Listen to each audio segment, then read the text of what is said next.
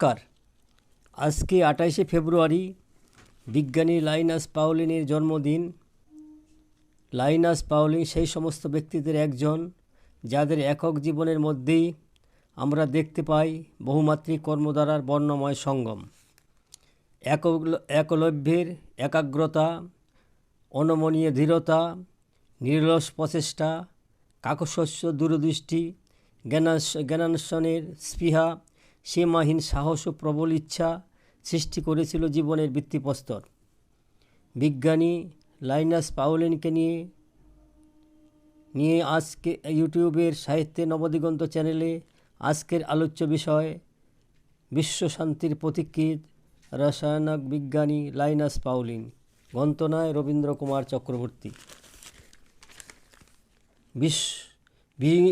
বিংশ শতাব্দীর প্রথম পর্বে বিশেষভাবে ওই দশকের যেসব বিজ্ঞানী জন্মগ্রহণ করেছেন তাদের মধ্যে শ্রেষ্ঠতম রাসায়নিক বিজ্ঞানী, মলিকুলার বায়োলজির জনক, দুনিয়াজোড়া যুদ্ধবিরোধী শান্তি আন্দোলনের অগ্রণী সৈনিক, সর্বোপরি একজন আদর্শ পুরুষ লাইনাস পাউলিনের জন্ম 1901 সালের 28শে ফেব্রুয়ারি মার্কিন যুক্তরাষ্ট্রের ওরিগন প্রদেশের পোর্টল্যান্ড শহরে। মাত্র 10 বছর বয়সে পিতৃহারা হওয়ায় পাউলিনের জীবনে মায়ের অবদানই সর্বাধিক। সাংসারিক নানা টানাপোড়েনে এবং আর্থিক সংকটে তার পড়াশোনার সাথে সাথে তিনি জীবিকা নির্বাহের প্রয়োজনে সিকিউরিটি গার্ড, সেলস রিপ্রেজেন্টেটিভ, সেনাবাহিনী, সড়ক নির্মাণ বিভাগসহ বিভিন্ন স্তরের চাকরিতে করেছেন। প্রাথমিক ও মাধ্যমিক স্তরের পড়াশোনা শেষ করে 1922 সালে কেমিক্যাল ইঞ্জিনিয়ারিং ডিগ্রি লাভ করে 1925 সালে পাসাডোনার ক্যালিফোর্নিয়া ইনস্টিটিউট অব টেকনোলজি থেকে ফিজিক্যাল কেমিস্ট্রিতে পিএইচডি ডিগ্রি লাভ করেন। পোস্ট ডক্টরেট স্তরের পড়াশোনার জন্য ইউরোপের বিভিন্ন গবেষণাগারে বেশ কয়েকজন বিখ্যাত বিজ্ঞানীর কাছে শিক্ষা গ্রহণ করেন। মিউনিক সামারফিল্ডের অধীনে, কোপেনহেগেনে নিরলস বোরের তত্ত্বাবধানে, জুরিকে আরবিন শ্রুবিনাগারের অধীনে গবেষণার কাজ চালান। 1927 সালে ক্যালিফোর্নিয়ার ইনস্টিটিউট অব টেকনোলজি রসায়ন বিভাগে সহকারী অধ্যাপক পদে যোগদান করেন। 1936 সাল থেকে 1938 সাল পর্যন্ত তিনি ছিলেন গেরসব ক্লেনিলেন রসায়নাগারের ডিরেক্টর। সরল অণুর গঠন থেকে শুরু করে প্রোটিন অণুর গঠন পর্যন্ত বিস্তৃত হয়েছিল তার গবেষণা। তিনি প্রথম কোয়ান্টাম বলবিদ্যার নীতিকে অণুর গঠনের ক্ষেত্রে প্রয়োগ করেন। জীবন্ত টিস্যুর জটিল অণুর ক্ষেত্রে, বিশেষ করে প্রোটিনের ক্ষেত্রে তিনি তার অণুর গঠন সংক্রান্ত জ্ঞান প্রয়োগ করতে থাকেন। তার ফলে প্রকাশ পেল নেটিভ প্রোটিন, ডিনেচার্ড প্রোটিন এবং জমাট বাঁধা প্রোটিন সংক্রান্ত তত্ত্ব। 1960 সালে বিশিষ্ট জীববিজ্ঞানী ম্যাকডেল ব্রুকের সাথে যৌথ গবেষণায় বেরিয়ে আসে অ্যান্টিবডি অ্যান্টিজেন বিক্রিয়ার আণবিক সম্পূরক তত্ত্ব। অ্যামাইনো অ্যাসিড ও পলিপয়েড নিয়ে গবেষণা তাকে সিদ্ধান্তে পৌঁছতে সাহায্য করে যে কিছু কিছু প্রোটিনের গঠন কুণ্ডলাকৃতি। রসায়ন, জীববিদ্যা, জৈব রসায়ন সকল ক্ষেত্রে পাউলিনের গতিবিধি ছিল অবাধ। 1949 সালে সায়েন্স পত্রিকার প্রকাশিত তার এক অতি গুরুত্বপূর্ণ প্রবন্ধ সিকল সেল অ্যানিমিয়া এ মলিকুলার ডিজিজ চিকিৎসা বিজ্ঞানের ইতিহাসে একটি নতুন অধ্যায় সংযোজন করে। এই বছরে তিনি আমেরিকার কেমিক্যাল সোসাইটির সভাপতি নির্বাচিত হন। রাসায়নিক বন্ধনীর সঠিক ব্যাখ্যা এবং জটিল অণুর ক্ষেত্রে তার প্রয়োগ এই কাজের জন্য 1954 সালে রাসায়নিক লাইনাস পাউলিন প্রথম নোবেল পুরস্কার লাভ করেন। বিজ্ঞানের গবেষণার পাশাপাশি বিশ্বশান্তি আন্দোলনে এবং বিশেষ করে পরমাণু অস্ত্রের বিপদ থেকে পৃথিবীকে রক্ষা করার জন্য পাউলিন নিরলস পরিশ্রম করেছেন। 1945 সালের 2 আগস্ট আইনস্টাইনের নেতৃত্বে যুদ্ধবিরোধী যে কমিটি গঠিত হয়, পাউলিং তার বোর্ড অফ ট্রাস্টির সদস্য ছিলেন। বিজ্ঞান বা অন্য যে কোনো বক্তৃতায় শান্তি আন্দোলনের কথা তিনি তুলে আনতেন। এ প্রসঙ্গে তার উল্লেখযোগ্য বই নো মোর ওয়ার 1958 সালে প্রকাশিত হয়। উদার এবং মানবতাবাদী পাউলিংয়ে তার স্বদেশের সরকার কোনো সময়ই পছন্দ করেননি।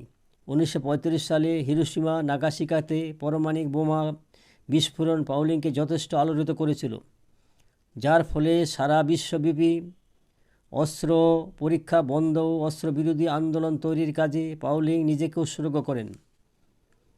1955 সালে 52 জন নোবেলজয়ী বিজ্ঞানী মিলে মাই নাও ঘোষণাপত্র প্রস্তুত করেন, যার মূল উদ্যোক্তা ছিলেন পাউলিং। পারমাণবিক অস্ত্র পরীক্ষা সংক্রান্ত মার্কিন সরকারের সিদ্ধান্তের বিরুদ্ধে প্রতিবাদ জানিয়ে 1957 সালে পাউলিং এপিল নামে বিখ্যাত আবেদনপত্র তৈরি করেন, যাতে 36 জন নোবেলজয়ী বিজ্ঞানী সহ 2500 জন আমেরিকান বিজ্ঞানী স্বাক্ষর করেন। পরবর্তীকালে 1962 সালে বিশ্বশান্তির সপক্ষে কাজের স্বীকৃতিস্বরূপ পাউলিং দ্বিতীয়বারের জন্য নোবেল পুরস্কারে ভূষিত হন। লাইনাস পাউলিং আন্তর্জাতিক লেনিন শান্তি পুরস্কার লাভ করেন। 1972 সালে দুটো নোবেল প্রাইজ ছাড়াও 50টির বেশি মডেল, অসংখ্য প্রতিষ্ঠান থেকে পুরস্কার এবং দেশ বিদেশের বহু বিশ্ববিদ্যালয় থেকে সাম্মানিক উচ্চ ডিগ্রি লাভ করেন। রসায়ন, পদার্থবিদ্যা এবং জীববিদ্যা এই তিনটি বিষয়ে পাউলিংকে পথিকৃৎ বলে স্বীকার করে নেওয়া হয়, তবে এদের মধ্যে পাউলিংকে বিংশ শতাব্দীর শ্রেষ্ঠ রসায়নবিদ বলা হয়। বিজ্ঞান মনস্কতার পক্ষে কুসংস্কার, অববিজ্ঞানের বিরুদ্ধে তার ভূমিকা স্মরণীয়। অবৈজ্ঞানিক জ্যোতিষচর্চার বিরুদ্ধে মানুষকে সচেতন করার লক্ষ্যে তার উৎসাহে 1975 সালের সেপ্টেম্বর মাসে দি হিউম্যানিস্ট পত্রিকায় 186 জন বিজ্ঞানী সাক্ষ্য সম্বলিত যুক্ত ইশতেহার প্রকাশিত হয়। মানুষের ভবিষ্যৎ কোনো গ্রহ নক্ষত্র দ্বারা নয়, তার নিজের দ্বারাই প্রভাবিত, এই সিদ্ধান্তেই সেখানে প্রকাশিত হয়। পাউলিং নিজের কথায় 1950 সাল থেকে 60-এর দশকে রাজনৈতিক বিতর্কে জড়িয়ে পড়া তথা পারমাণবিক বোমা পরীক্ষা নিরীক্ষার প্রতিবাদে আন্তর্জাতিক জনমত সৃষ্টির প্রয়াসে তার কাজকর্ম তাকে আরও বেশি স্থিরপ্রজ্ঞ ও অনমনীয় ব্যক্তিত্ব সম্পন্ন করে তোলে, সেই সঙ্গে বিতর্কিত করে তোলে। পুষ্টি সম্পর্কিত ঔষধ, ভিটামিনের গুরুত্ব সম্পর্কে বিজ্ঞানসম্মত যে ধারণা পাউলিং দেন তাতে তিনি অবিচল থাকেন, কিন্তু চিকিৎসা জগতের বাসিন্দারা যারা মনে করেন স্বাস্থ্য সম্পর্কে চিন্তা ভাবনা করার অধিকার কেবল তাদেরই আছে, তারা পাউলিংয়ের তীব্র বিরোধিতা করেন। শেষ জীবনে পাউলিং খাদ্য ভিটামিন সি বিষয়ে গবেষণার জন্যই বেশি পরিচিতি লাভ করেন। ভিটামিন সি ঠান্ডা লাগা ক্যান্সারের উপর লেখা তার বই বেস্ট সেলার মর্যাদা পায়। বিদগ্ধজনের মতে স্বাস্থ্য, পুষ্টি, খাদ্যাখাদ্যের উপর লেখা প্রবন্ধ, বক্তৃতা, আলোচনা সবই তার চিন্তা ভাবনার এক নতুন দিকের সন্ধান দেয়। একজন বিজ্ঞানী যিনি তথাকথিত চিকিৎসা জগতের কেউ নন, স্বাস্থ্য বিষয়ে মৌলিক গবেষণা করে যিনি বিশুদ্ধ আণবিক ঔষধ তত্ত্ব প্রকাশ করেন, তিনি আর কেউ নন, এক এবং অদ্বিতীয় লাইনাস পাউলিং। লাইনাস পাউলিং একজন পরহিতব্রতী, মানব কল্যাণে নিবেদিত প্রাণপুরুষ ছিলেন। তিনি পুষ্টি বিজ্ঞানকে অনেক দূর এগিয়ে নিয়ে গেছেন। প্রায় একক প্রচেষ্টায় তিনি ভিটামিন সিকে উৎকৃষ্ট খাদ্য পরিপূরক হিসাবে প্রতিষ্ঠা করেন এবং লক্ষ লক্ষ মানুষের জীবনে তা কল্যাণ আনে। মাত্র 93 বছর বয়সে জীবিতকালে লাইনাস পাউলিং 1994 সালের 19 আগস্ট প্রয়াত হন। পাউলিং তার একাক জীবনেই দেখেছেন ফ্যাসিবাদী, সন্ত্রাসবাদী ও যুদ্ধবাদীদের সদম্ভ পদচারণা, তাই এর বিরুদ্ধে অঘোষিত সংগ্রাম চালিয়েছেন বৈজ্ঞানিক জীবনের পাশাপাশি আজীবন। পারমাণবিক বোমার কবল থেকে বিশ্বকে রক্ষা করার এক অবিচল ব্রত ছিল তার অন্তর্মূলে। বিশ্বশান্তির সপক্ষে মানুষের প্রতি সংবেদনশীলতা ছিল তার চরিত্রের ভিতে। বন্ধুগণ, আজকের আলোচ্য বিষয় এখানেই শেষ হলো। উক্ত বিষয়টি ভালো লাগলে অতি অবশ্যই ভিডিওতে সাবস্ক্রাইব করবেন ও শেয়ার ও লাইক করার জন্য অনুরোধ রইল। ধন্যবাদ।